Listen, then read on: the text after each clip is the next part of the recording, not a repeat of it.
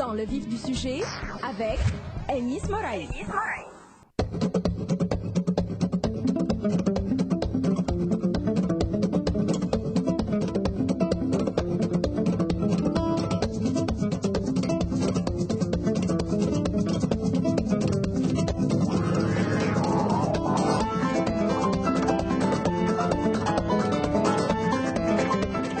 Dans le vif du sujet sur les ondes d'RTCI tous les mercredis matins à partir de 8 h avec Anis Moraï. Bonjour Anis. Bonjour Afef.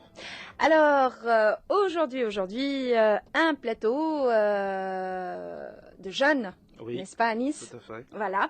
Aujourd'hui, on a choisi d'inviter, vous avez choisi d'inviter des jeunes politiques. Nous avons choisi d'inviter. Oui, des jeunes politiques, mais il faut rendre à César ce qui est à César, hein, c'était ton idée, Enis. Donc, des jeunes politiques qui ont choisi de suivre cette vocation d'être homme politique. Ce matin, nous avons le plaisir de recevoir Monsieur Mahdi Bey, il est pilote de ligne et membre du bureau politique de FR Tunis. Bonjour. Bonjour et merci pour l'invitation.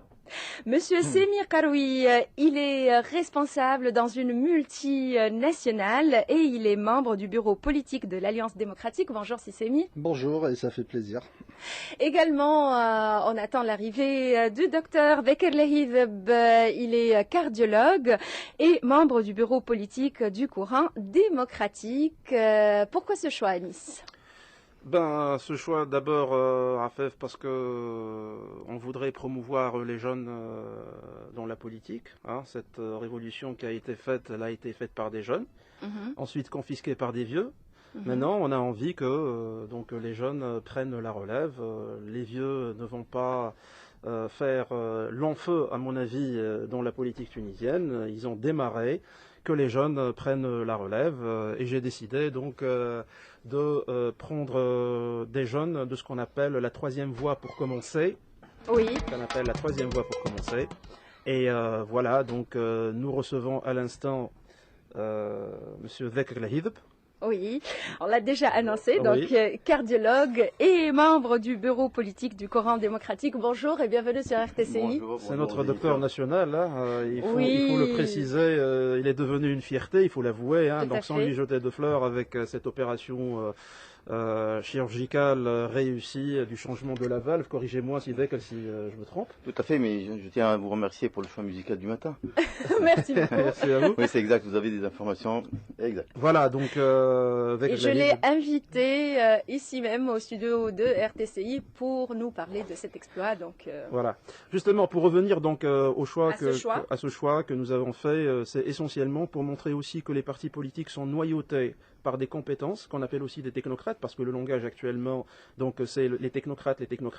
On a remarqué qu'auparavant, les technocrates et ces compétences n'existent pas réellement dans les partis politiques et fuient la politique.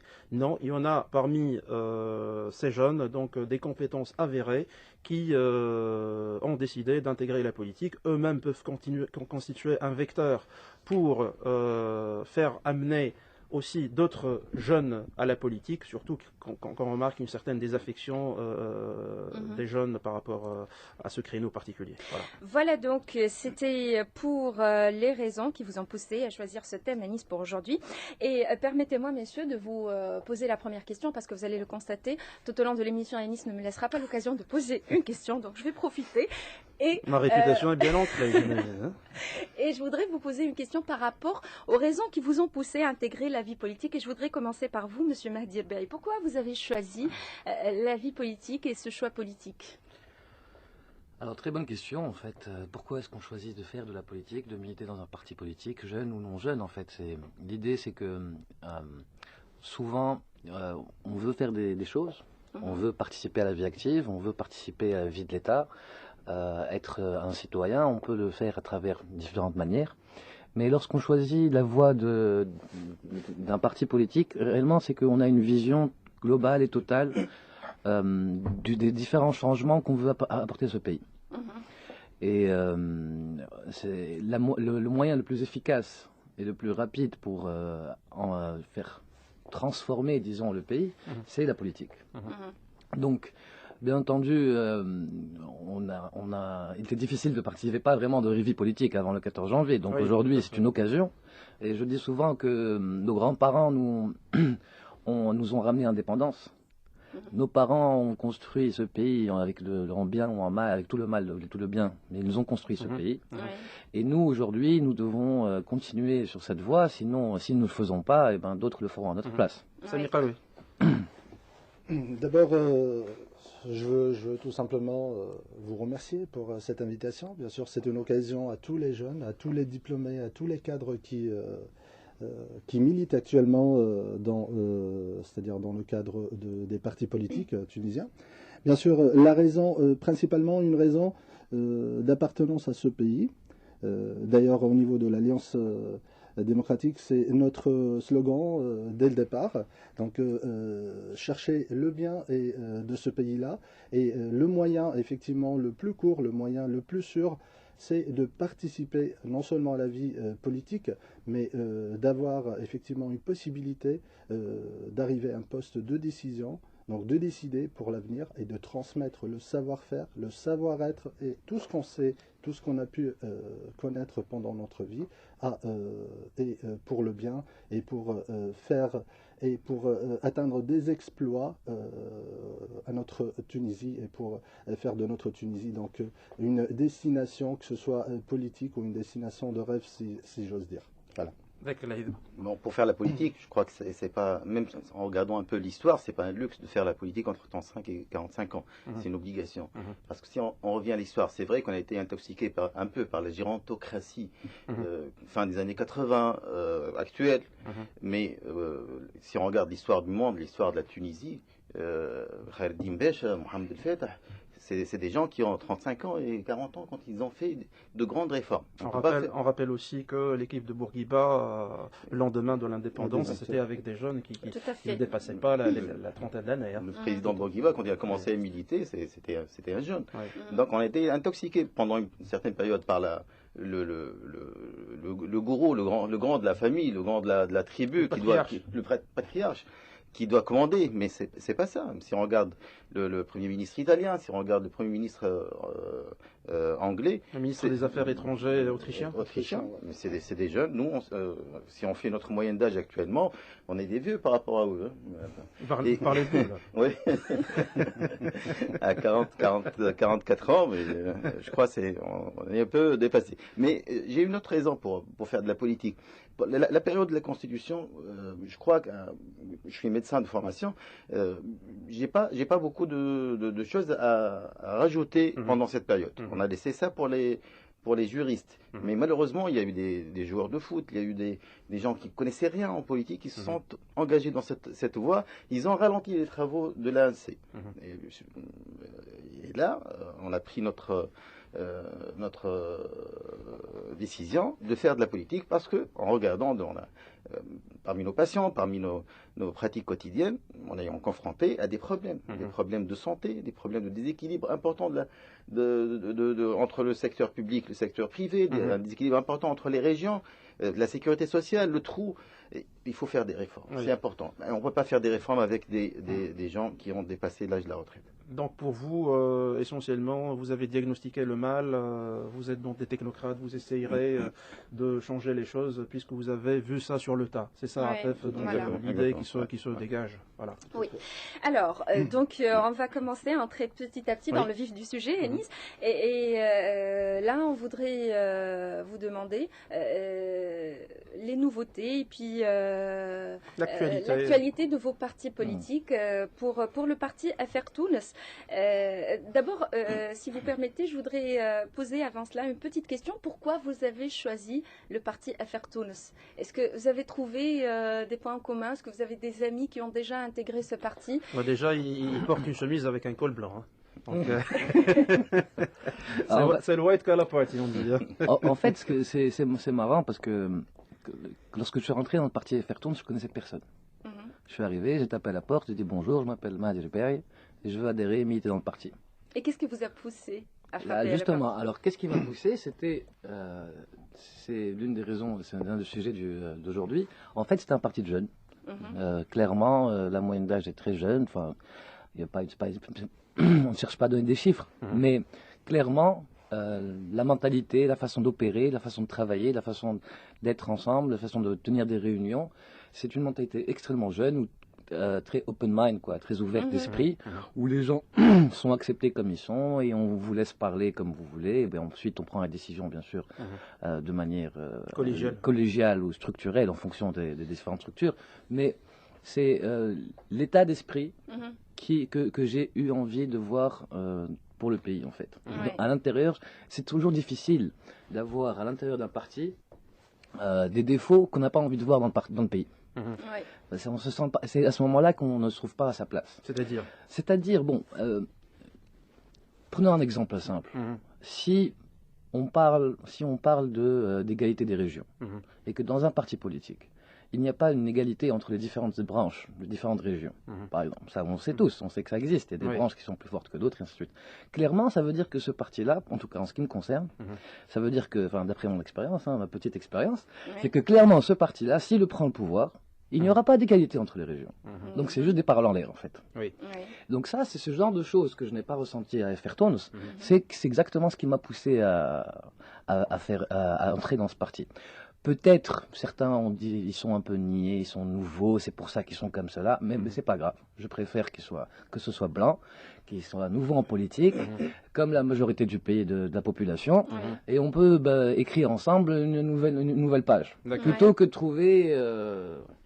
Donc ça c'est par rapport à la question pourquoi Effertons. Les raisons qui vous ont poussé à intégrer le Par rapport parti. aux nouveautés, je vais vous décevoir un petit peu. On n'a pas de nouveautés exceptionnelles, de scoop à sortir, tout ça. Oui, mais je crois savoir, vous allez organiser une conférence de presse bientôt. En ce qui concerne... Dis-toi, vous êtes bien studieux. Ah oui, je révise. Oui, très bien. Donc oui, nous allons organiser une conférence de presse, mais sur le sujet économique. C'est notre dada, quoi. C'est notre sujet de préférence. C'est l'actualité du moment. Exactement. Mais le principal, c'est que nous travaillons dans toutes les régions et de manière un peu silencieuse, sur terrain, en faisant nos campagnes de porte-à-porte, en faisant nos campagnes de contact citoyen. Ça n'a rien d'exceptionnel, mais c'est le travail quotidien et c'est le travail pénible, difficile pour être en contact avec les citoyens et comprendre leurs intérêts, leurs soucis, leurs préoccupations pour ainsi défendre leurs intérêts le maximum. Pour vous aussi, c'est mieux. Alors, pour moi, c'était suite à un entretien, une rencontre au début qui n'était pas prévue avec bien sûr, notre secrétaire général, Mohamed El Hamdi. Durant cette rencontre, on a parlé de presque de tous les problèmes rencontrés par le pays, des problèmes, c'était avant, c'était juste après c'est-à-dire la constitution du parti Tahalf Demokrati. Donc du coup, on a parlé des problèmes, on a parlé surtout et principalement des solutions possibles. Donc, en parlant des solutions, j'ai trouvé des points communs entre les idées proposées par Mohamed El Hamdi, les idées proposées par les fondateurs de Tahalf Demokrati et mes idées. Donc il y a une vision non seulement futuriste, mais il y a la partie innovative sur notre vision des choses, sur le plan économique, sur le plan social, sur le plan des exploitations des ressources naturelles du pays. Donc ces points-là qui m'ont poussé, non seulement m'ont poussé, qui m'ont mis directement dans le bain pour demander une adhésion à l'Alliance démocratique, d'autant plus en parlant chaque fois et à chaque réunion possible ou meeting, on a évoqué des sujets, mais on a surtout évoqué des solutions. D'ailleurs, ça reflète nos positions depuis le début du dialogue national, le lancement du dialogue national, et même avant. Sem, excusez-moi, Oui. vous vous situez sur l'échiquier politique, vous vous situez à quel endroit précis? Est-ce que vous êtes centre-gauche, centre-droite? Justement, nous, on parle toujours de la troisième solution. C'est la troisième voie. Autrement, ni Nahda ni Nida Tunis, qui représente notre tendance. Je parle plutôt côté économique. Hein. Voilà, effectivement. Surtout pour la résolution économique et les possibilités et les solutions économiques qu'on peut proposer pour le pays, au niveau également développement régional. Donc, on a un programme qui est très varié, très riche, mais qui est très innovatif dans le sens où il n'y a pas eu une proposition auparavant d'un parti politique ou bien d'un gouvernement d'une solution pareille. Donc du coup, je ne vais pas aller très loin. Donc c'est pas pour vous épargner le scoop, pas dans ce sens-là, mais pour finaliser effectivement ce projet-là qui sera présent d'ici très bientôt. L'actualité, vous avez choisi donc un nouvel emblème. Voilà. Effectivement, notre nouvel emblème qui fait partie de notre culture, c'est la culture tunisienne. Donc, l'emblème, il porte d'ailleurs la couleur de notre drapeau, c'est tout rouge. Donc, bien sûr, la fleur, elle représente énormément pour les Tunisiens. Le girofle. Voilà, le girofle. Donc, c'est la fleur préférée des Tunisiens pendant la saison estivale. Donc ça Quoique certains ont dit que vous avez donc avec cet emblème-là une sorte je dirais, de rapprochement avec l'emblème de Nida Tounes. Hein. On vous a reproché ça. Franchement, on parle de girofle, on parle d'une fleur, on parle pas d'arbre. Oui. Là, vous parlez d'autre chose. Non, mais on n'est pas dans une pépinière non plus. Donc voilà, nous sommes dans une configuration, et votre configuration, donc avec l'emblème de Nida Tounes, il y a un certain rapprochement entre les deux. Alors, il y a un côté esthétique, il y a un côté artistique qui était repris, donc plutôt qu'autre chose. Peut-être il y a une visibilité artistique qui est d'un certain niveau, et là, franchement, je considère que je considère le travail de la commission média assez important et assez. Il y a eu une recherche là-dessus, sachant que la reprise de l'emblème, elle est fondée sur les origines, la préférence tunisienne et les couleurs qui reprennent donc le couleur du drapeau tunisien, ainsi de suite. D'accord. Voilà. Vous n'avez pas choisi donc une fleur, vous avez choisi un bateau. Où est-ce qu'il est ce bateau-là? Est-ce qu'il a quitté la rade? Est-ce qu'il est au milieu de l'océan? Oui, par contre, pour le Tailleur démocrate et le Courant démocrate, moi j'ai eu de la chance d'être un membre fondateur de ce parti. Donc c'est un parti qui a été fondé le 12 juin 2013. C'est un parti nouveau. C'était un rêve de commencer pierre par pierre à construire l'édifice d'un parti politique en Tunisie. Parce que je ne me suis pas trouvé dans les autres partis. Malheureusement, je suis désolé pour vous, mais j'ai pas trouvé ma voie sur les autres partis. C'est un parti qui est fondé pierre par pierre, fondé sur des principes de démocratie. Le logo a été voté, la couleur, les lignes directrices, tout a été voté point par point par des membres. C'est vrai qu'on était autour d'un noyau de Mohamed Abou, quelques membres de parti du bureau politique comme Yaheb Ralian, Imar Cheb, Hichem Ajbouni. C'est des gens qui ont participé, c'est vrai, avec l'ex-CPR. Ils étaient des ex-CPR, mais la majorité des membres du bureau politique, la majorité des membres fondateurs, c'est des gens c'est des technocrates, disons, qui ont intégré la vie politique. Pour notre emblème, le bateau, c'est la liberté, c'est une voie qui est tracée. C'est vrai, ça dépend du vent, mais c'est pas comme on l'a interprété. Ça dépend des vents, là. C'est une chose qui nous a été reprochée. C'est pour cette raison que j'ai commencé par ça. Mais parce qu'on peut aller vers le nord, ensuite le vent tourne, là on va vers le sud. Pas exactement ça. Un banc marin, il ne dépend pas du vent. Un banc marin, il a sa ligne. Et c'est vrai, il y a eu beaucoup de vent. Et en regardant un peu ce qui s'est passé à partir du 25 juillet en Tunisie, on n'a pas changé de cap, on n'a pas changé. Si on revient à nos communiqués, c'est un parti qui a gardé son cap malgré le changement important de vent. Il y a eu un cyclone, un cyclone, mais notre bateau n'a pas chaviré. Par rapport à votre actualité, vous avez vous avez fait une réunion qui a duré 2 jours à Sousse, je pense. C'est le Conseil national. C'est le Conseil national au cours duquel vous avez pris quelques résolutions, notamment avec la transparence financière de votre parti. Vous pouvez nous en dire plus? Oui, c'est le seul parti qui a mis ses comptes sur Internet. Ça a mis sa participation, que ça fait rougir quelques membres du bureau politique, mais c'est un parti qui est totalement transparent. On voit nos finances, on voit tout. J'espère que les associations et les partis politiques en font pareil, parce que c'est une étape importante pour avoir des élections propre et transparente. La deuxième chose qui a été votée dans ce Conseil national, c'est de participer aux élections législatives et présidentielles, malgré que les grands du parti, les anciens du parti, les membres fondateurs parmi eux n'étaient pas d'accord, comme Et là, il y a eu une petite polémique. Là, il y a eu le une petite secrétaire polémique général par rapport à Mohamed Abou. n'était pas Mohamed Abou, il a une voix. Il a une voix. Il a une voix. Par rapport aux autres partis qui ont le secrétaire général qui décide parfois, qui dépasse les décisions d'un conseil Qui ont national. un patriarche. Ouais. Un patriarche. Là, on est pareil. Une voix d'un étudiant en droit, elle est équivalente à la voix de secrétaire général qui est Mohamed Abou, qui refuse de participer aux élections présidentielles. Mais on va faire, comme dans les partis du monde entier, on va faire des primaires. On va déposer des candidatures pour la présidentielle, des primaires à l'intérieur du parti. Après, on passera aux élections législatives. Ça va dépendre de la date des élections législatives. La concomitance ou le report. Et notre programme est presque fini, notre programme électoral. Donc, si j'ai bien compris, excusez-moi, si j'ai bien compris, Mohamed Abou ne veut pas se présenter. Ouais. Mais si le Conseil du courant démocratique l'y oblige, il va se présenter. Non. Pas, d'accord. Non, il est libre. Il est dans un voilà. Dans un parti, il ne va pas se présenter au présidentiel. Voilà. On fera nos primaires. On a des jeunes. On peut même proposer quelqu'un qui a 38 ans. C'est la limite de la Constitution, je crois. 35 ans. On a des gens très compétents à 35 ans.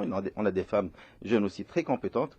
Et on pourra présenter des gens qui seront connus par leur programme, pas par leur tête. J'ai l'impression quand même que cette technique-là de dire... J'ai l'impression que tous les partis qui n'ont pas de candidats vont présenter une femme de 35 ans pour dire voilà, je suis nouveau. Ça, maintenant, c'est la mode. Tous les partis le disent. Et je trouve ça un peu, dommage. On en parlait d'un jeune de 35 ans. Oui, je trouve ça un peu dommage que tout le monde joue la carte. Voilà, je suis différent. Et Yassine Brahim, il va se présenter au présidentiel? Ah, il faut lui poser la question. Faut lui poser la question. Puisque vous êtes là. Oui, mais non, mais de toute façon, nous, quand on a fait le parti à Ferton, c'est très simple. L'objectif n'est ni les présidentielles ni les législatives. Nous, on va directement faire les municipalités. On n'a pas créé un parti politique pour aller, aujourd'hui, au bout de 6 mois ou 1 an, créer un parti pour aller devenir président. On trouve ça, personnellement, je trouve ça, il n'y a aucun intérêt à créer un parti au bout d'1 an, se présenter aux élections présidentielles. Par contre, également, je considère que les partis politiques n'ont pas à être innovants ou à faire de... Non, les partis politiques, ils ont des problèmes clairs qui existent dans ce pays depuis 20 ans. Ces problèmes ont été étudiés par la plupart des fondations, les banques mondiales, l'FMI et tous les pays du monde, la BAD, connaissent nos problèmes.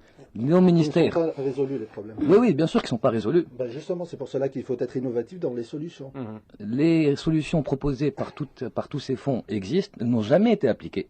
Si. En bonne partie, ça a été appliqué et ça fait les moyens de nos ambitions aussi. Après, donc c'est une question d'études, c'est une question de chiffres, de faisabilité. Moi, je considère que ce n'est pas du tout une question d'innovation ou de... Non.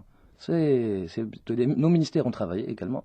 Il ne faut pas non plus se dire que l'État n'a pas travaillé, l'État n'existe pas. Non, l'État a travaillé. Les bonnes décisions n'ont pas été prises. C'est uniquement dû à des raisons politiques et on le sait tous, pourquoi on est arrivé jusque-là.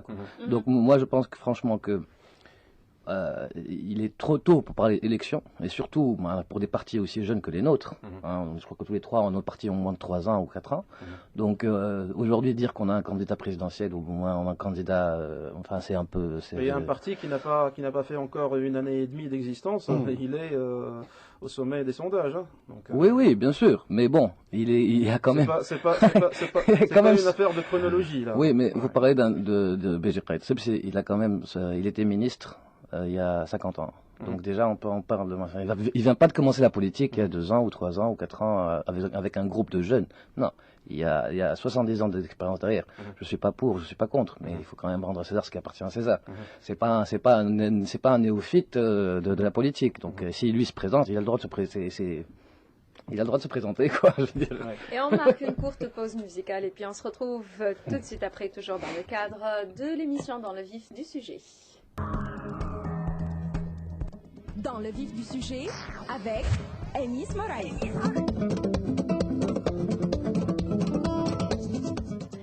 Dans le vif du sujet, reprend toujours sur les ondes d'RTCI. Avec nous ce matin, Enis Moraï, comme chaque mercredi matin. Également, nous avons le plaisir de recevoir Dr Vekerlehi Veville, médecin cardiologue et membre du bureau politique du Coran démocratique. Commandant Mehdi Rbeï, pilote de ligne et membre du bureau politique de FR Tounes. Et Monsieur Semir Karoui, responsable dans une multinationale et membre du bureau politique de l'Alliance démocratique. Rebonjour. Et encore merci d'avoir accepté notre invitation. Le sujet principal, c'est le choix des jeunes à intégrer la politique. Et tout à l'heure, on a parlé justement de la bipolarisation de la scène politique. Il y a deux grands partis et je voudrais prendre votre avis sur cette situation. Et d'après vous, comment fuir la bipolarisation qui se profile ? Alors, la bipolarisation est moi ce que j'appellerais ses méfaits en fait. Car quel est le grand souci de la bipolarisation? Quand on étudie ce qui s'est passé dans les différents pays du monde durant les transitions démocratiques, on se retrouve avec deux grands soucis. Le premier, c'est que lorsqu'il y a bipolarisation entre anciens et nouveaux systèmes ou entre différents partis idéologiques, oui. Exactement. Le grand problème qui se situe, cela intéresse très peu la population. Donc ce qui se passe, c'est que la population ne va plus voter. Et là, on se rend compte, on voit les derniers sondages, et on n'a pas besoin de voir les sondages, on n'a qu'à aller sur terrain. La plupart des Tunisiens, là, dans ce cas, 2 tiers des Tunisiens, disent on ne veut pas aller voter ou on ne sait pas pour qui aller voter. 65%. Alors que... Selon le sondage Sigma. Exactement. Alors, selon la plupart des sondages. Alors que tout le monde connaît les deux grands partis. Ça veut dire quoi ici? Ça veut dire que soit l'offre politique n'est pas assez étoffée, ou... ce que je pense être le cas plutôt, c'est-à-dire que l'offre politique qui existe n'est pas assez connue. C'est-à-dire que les partis qui ne sont pas les deux grands partis n'arrivent pas à faire communiquer, à transmettre leur message comme il se doit. Dû à des raisons, des lobbies, des forces, des machines de guerre beaucoup plus évoluées. Bon, mais il faut trouver sa place, et je considère que c'est à ces partis-là, dont FR Tounes fait partie, qui doit travailler encore plus, et principalement sur terrain, en contact directement avec les citoyens, ne pas utiliser les méthodes qui ont démontré leur échec lors du 23 octobre. Il ne faut pas oublier que les superstars de la télé, durant toute la partie avant le 23 octobre, se sont pris une raclée durant les élections. Et ce sont d'autres personnes qui sont arrivées. Donc, ces personnes-là ont travaillé sur terrain. Et... c'est pour cela que dans notre parti, nous mettons toute notre énergie à être sur terrain. Donc le travail sur terrain, pour vous, c'est une solution. C'est une solution pour vaincre la bipolarisation. Oui, voilà. Car c'est une solution qui permet de faire transmettre le message du parti de manière la plus basique et la meilleure, avec le meilleur taux d'efficacité. Oui, pour vous aussi, Semir Karoui. Alors, parlons de bipolarisation. Vous avez du mal à le dire, le mot. Oui, effectivement, donc tellement, on n'arrive même pas à concevoir qu'on a vécu un demi-siècle en premier temps avec la première partie, à partir de la date de l'indépendance, jusqu'à l'arrivée de Ben Ali, et par la suite on a vécu le pire qu'une population et qu'un peuple peut vivre, avec des hauts et des bas, d'accord, mais surtout des bas, et une expérience pour 24 mois avec la Troïka, avec les gouvernements, donc les deux gouvernements de Troïka, qui ont conduit à la fin le pays vers c'est-à-dire presque des catastrophes au niveau économique, social et surtout au niveau sécuritaire. Donc parlant de ça, on a dit au niveau de l'Alliance démocratique, tout simplement, et c'est très simple dès le début, nous sommes le 3e choix, nous partons sur un 3e choix, vu ces expériences vécues. Donc tout le peuple tunisien a vécu une telle expérience qui a échoué, que ce soit sur un demi-siècle ou bien presque demi-siècle, ou bien sur les 24 mois avec la Troïka. Donc du coup, il faut choisir autre chose, il faut donner d'autres solutions, il faut se lancer sur d'autres perspectives au niveau du choix politique. Il faut trouver autre chose. La question qui se pose actuellement, beaucoup de monde cherche à fuir la bipolarisation, disent que ce n'est pas une fatalité, même si le Tunisien se trouve parfois acculé à choisir et dire, j'entends ça, Afef, Tout à fait. pour qui vais-je voter? Il n'y a que ces deux grands partis-là. C'est-à-dire, je rejoins tout à fait ce que vient de dire Mehdi Rbey. Si on essaie de simplifier, Afef, la politique en Tunisie est assimilable donc à un marché. Un marché là où il y a plusieurs offreurs. Hein. Je parle d'une économie de marché. Là où il y a plusieurs offreurs, ce sont les partis politiques. Hein. J'utilise une métaphore.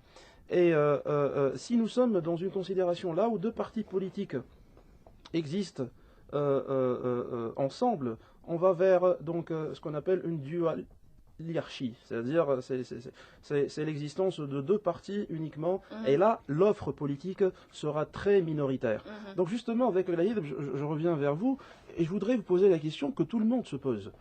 Si vous allez, vous êtes trois partis qui constituent ce qu'on appelle la troisième voie, dans les élections, sans un franc politique ou un franc électoral, là, vous risquez, comme vient de le dire Mathilde, d'avoir une raclée. Hein, parce que peut-être que vous n'avez... pour le 23 octobre. Ben oui, tout à fait. Votes, Même si dans la loi électorale, on va essayer de limiter les dégâts par rapport donc au seuil, je dirais, de représentation au niveau des élections, par rapport aussi, je dirais, à certains autres points dans la loi électorale. Mais est-ce que vous envisagez, et cette question se pose à tout le monde, hein, est-ce que vous envisagez un front électoral, un front politique, et si oui, est-ce que vous avez commencé donc des pourparlers dans ce sens? Oui, peut-être je vais vous annoncer des petits scoops, mais c'est en cours de pourparlers. Il y a des pourparlers actuellement avec plusieurs partis centristes cette semaine, la semaine d'avant, et il y a un vrai rapprochement et il y a cette conscience.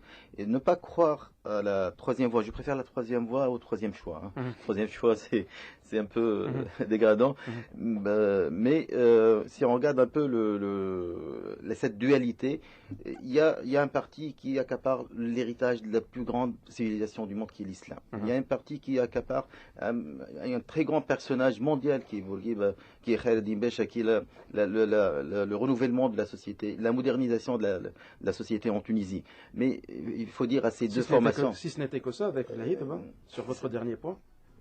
Oui, allez-y. Nous, c'est tout ça. Nous, c'est la plus grande civilisation du monde qui est l'islam. Et nous, c'est la modernisation qui a été entamée depuis l'ère moderne. Donc, c'est ça. Ne pas croire à la troisième voie, c'est ne pas croire à l'intelligence du Tunisien. Le Tunisien est très intelligent. Il sait choisir. C'est vrai qu'il est dans le flou actuellement, mais il va choisir le jour des élections. Et la troisième voie, elle existe, elle va être votée. On y croit. Parce que avoir peur de l'ancien régime et sauter dans les bras de la droite religieuse, ou bien avoir peur de la droite religieuse et sauter dans l'ancien régime, c'est pas le Tunisien. Il est courageux, le Tunisien. Il est très intelligent. S'il n'était pas intelligent, le 23 octobre, il aurait voté le monsieur qui a donné plus d'argent, le Berlusconi tunisien. Donc, moi, je crois à l'électeur tunisien. Celui qui a eu un seul siège. Un point, oui. Oui, un point.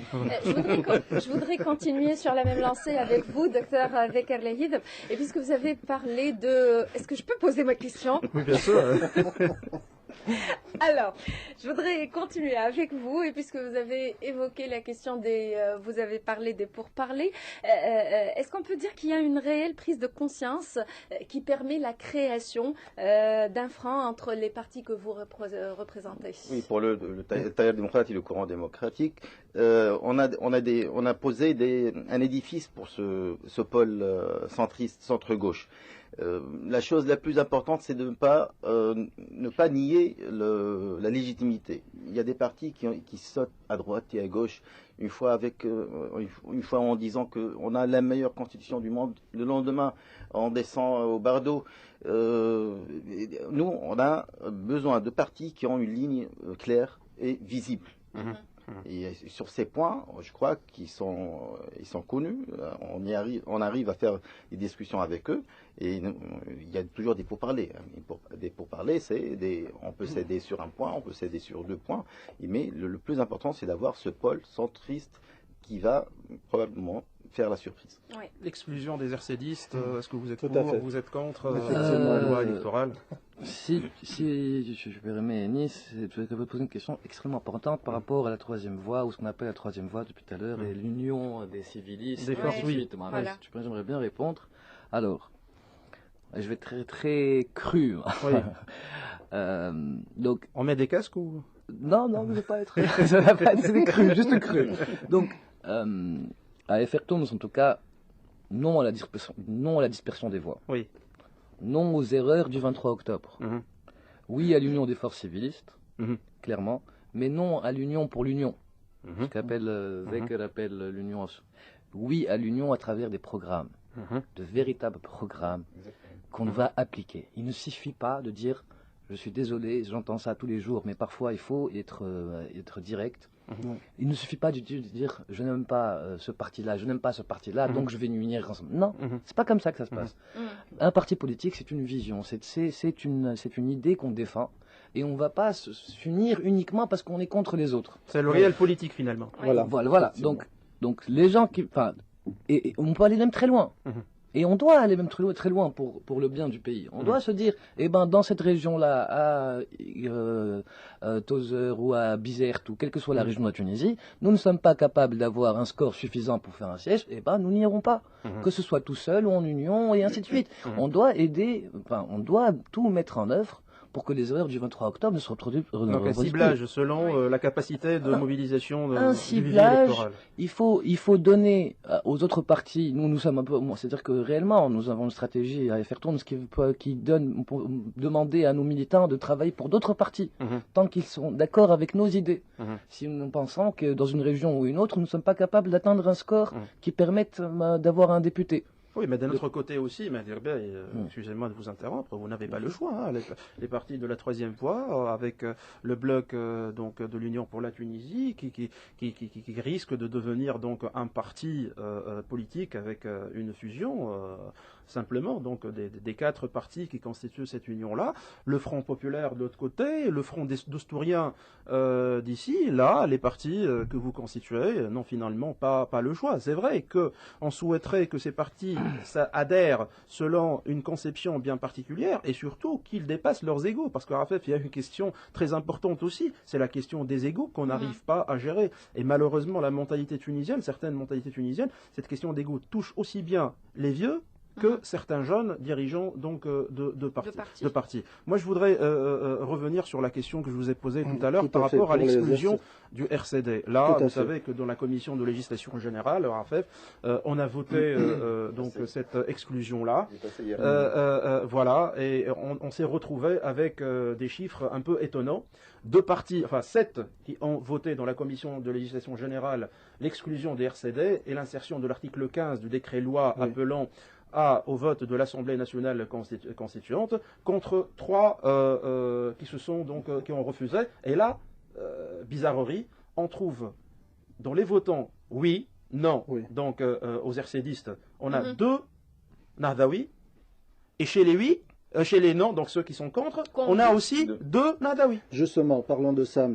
Alors, il a voté en bloc. Oui, voilà, vous avez voté en bloc. Donc, justement, parlons de cette question-là, c'est-à-dire le retour des RCDistes sur la scène politique, et non seulement sur la scène politique, mais autant que décideurs politiques sur les partis politiques. Donc, au niveau de l'Alliance démocratique, au niveau de Tahalf démocratique, il y a une proposition faite par Mahdi Bengharbia qui a été lancée il y a 2 jours pratiquement, et qui concerne un protocole d'accord pour le refus de présentation de candidature pour les anciens cadres de l'RCD. Donc, et dans ce cadre-là, bien sûr, on attend et on compte énormément que ce soit sur bien sûr les parties participantes au dialogue national, comme aux partis qui sont bien sûr sur ce principe-là. C'est le refus de retour massif et en bloc des cadres et des anciens RCDistes. Retour massif, il n'y a pas de retour massif, il y a un retour ou bien un non-retour. Bien sûr, c'est un retour massif, je considère ça que c'est massif, c'est parce que du moment qu'ils sont répartis sur la plupart c'est-à-dire des partis politiques qui existent actuellement, et qui gouvernaient un certain temps actuellement, et qui existent sur l'ANC, donc je considère ça comme retour massif.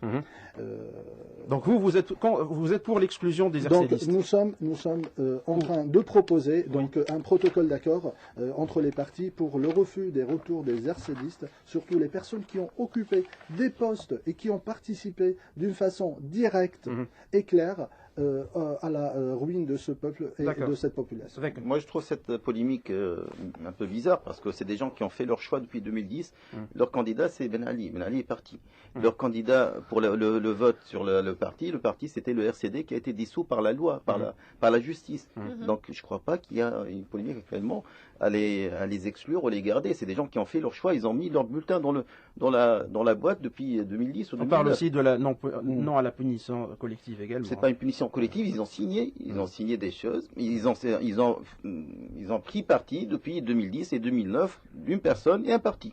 Les deux n'existent plus. Mais je comprends pas. Donc vous avez voté, hein, Samir Abou aussi, donc vous avez voté dans cette commission. Samir Abou qui était dans la commission, ils ont voté. Vous êtes parmi les 7 qui ont voté en bloc, Exactement. donc l'interdiction des RCDistes. Exactement. Pour FR Ah oui, en ce qui concerne, on est un peu loin là, parce que nous on défend des principes.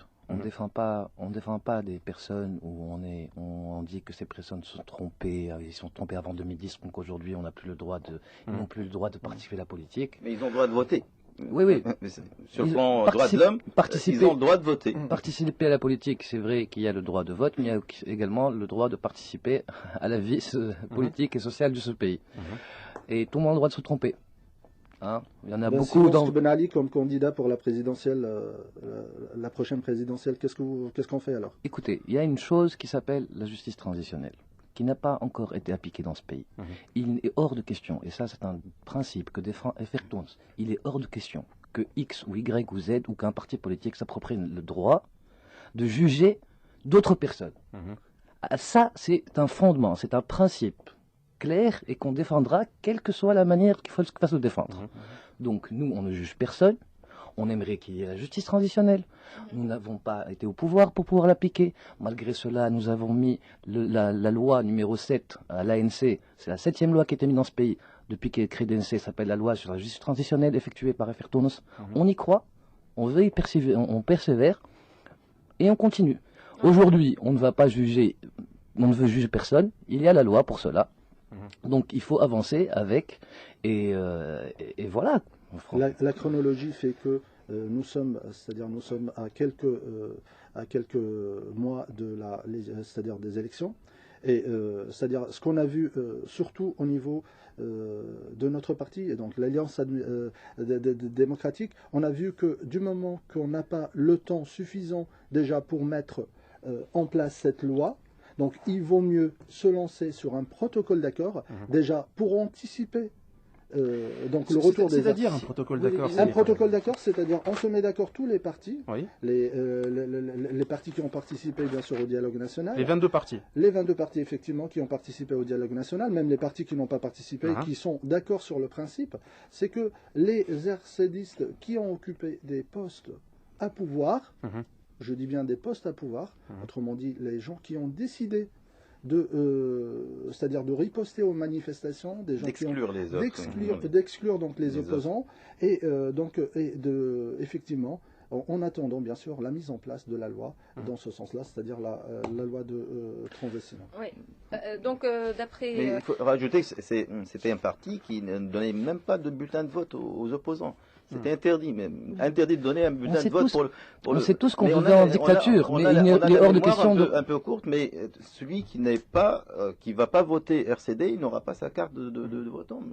Non, mais ça, c'est le principe de la dictature. On sait tous que peut-être on vivait en dictature. C'est un parti tolérant et que vous êtes des partis rancuniers. C'est pas une question de tolérance, c'est des scénarios qu'on a vus en Ukraine, on le voit en Égypte, c'est des gens qui peuvent revenir. Justement, on a la mémoire courte. Il faut voir l'histoire, il faut voir la laisser les Tunisiens juger. Surtout la question de l'Ukraine. Les Tunisiens juger. C'est flagrant. Voilà. Voyons. Donc, il nous reste... Un premier point de discorde dans Oui. cette marche de la troisième voie. Oui. C'est le retour en Bah oui, bah oui, quand on décide à la place des Tunisiens, moi je trouve ça, c'est un principe de base, quoi. Ça fait partie de la Justement, liberté. ça fait partie des principes Moi, de la c'est une machine révolution. qui est prête. Il suffit d'appuyer sur un bouton et elle redémarre. C'est pas des individus. C'est une machine prête. Donc les Honda, les donc on met des lois, pour détruire des machines. Mais la loi, elle y est déjà, depuis la Révolution, elle y est déjà, la loi. C'est que l'RCD est déjà dissous. Donc il y a une loi dans ce sens-là. Voilà, il nous reste à peine 1 minute avant la fin de notre rendez-vous pour aujourd'hui, Enis, et on va donner le mot de la fin. Donc un dernier tour de table pour le mot de la fin pour vous, Dr Dhekr Hitouf. Moi, je crois beaucoup à cette troisième voie, mais basée bien sûr sur des programmes. Les programmes Tailleur démocratique, le courant démocratique, c'est une démocratie participative. C'est des programmes qui nous arrivent des régions. Par exemple, notre bureau à Sidi Bouzid, qui est le plus actif, qui a eu le prix du meilleur bureau régional, c'est un bureau qui nous soulève les problèmes locaux, le problème de l'eau, le problème de l'occupation. C'est une démocratie qui va arriver par la base. Elle n'est pas verticale. Et je reste optimiste. Mon niveau d'optimisme actuel est 8 sur 10. Voilà. Si c'est Miqaroui.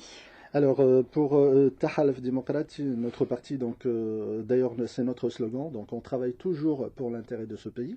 Et je veux tout simplement profiter de l'occasion pour inviter tous les citoyens sur Bizerte pour assister à notre réunion donc ce samedi, le samedi 15, cet après-midi, qui se tient en présence du secrétaire général Mohamed Hamdi, Mahdi Magharbe et Mahmoud Baroudi. Oui. Donc soyez nombreux et je vous remercie pour l'invitation encore une fois.